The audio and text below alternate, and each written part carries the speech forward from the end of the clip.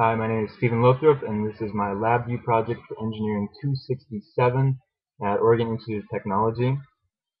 See, we have a function generator and an oscilloscope. The waves can be triggered and untriggered.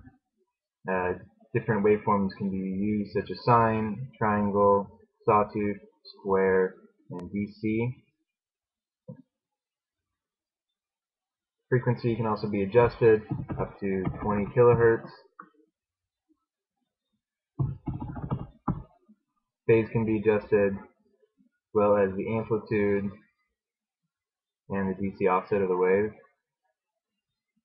Outputs for the amplitude and frequency are given in the function generator.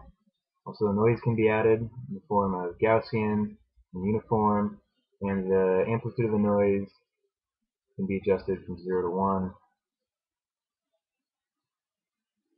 In the oscilloscope, we have two ways of adjusting the x and y axes.